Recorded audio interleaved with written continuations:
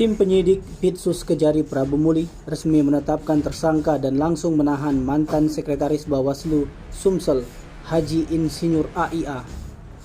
Tersangka berinisial Haji Insinyur AIA ditetapkan sebagai tersangka dalam kasus dugaan korupsi hibah kegiatan Bawaslu Kota Prabu Muli tahun anggaran 2017-2018. Kepala Kejaksaan Negeri Prabu Muli, Roy Riyadi, melalui Kasih Intelijen Anjasra Karya mengatakan yang bersangkutan resmi ditetapkan sebagai tersangka baru dalam kasus tersebut berdasarkan surat penetapan tersangka tanggal 9 Februari 2023. Diterangkannya, tersangka Insinyur HIA dalam perkara ini sebagai kuasa pengguna anggaran pada Bawaslu Provinsi Sumatera Selatan pada tahun 2017-2018.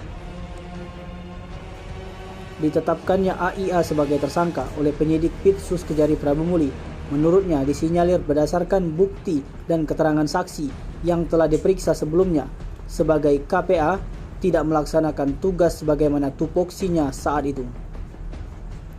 Adapun pasal yang disangkakan kepada tersangka yakni Premier, pasal 2 ayat 1 atau pasal 3 atau pasal 12B JO pasal 18 UU RI nomor 22 tahun 2001 tentang pemberantasan tindak pidana korupsi JO pasal 55 ayat 1 ke 1 KUHP JO pasal 64 ayat 1 KUHP. Dikatakannya, saat ini tersangka telah dilakukan penahanan selama 20 hari ke depan di Rutan Kelas 2B Kota Prabu Muli guna melengkapi berkas perkara.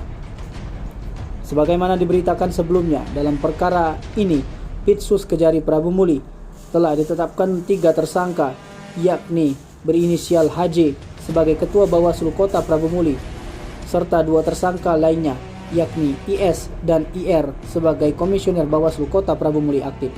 Tim Liputan Sumsel ABTV melaporkan.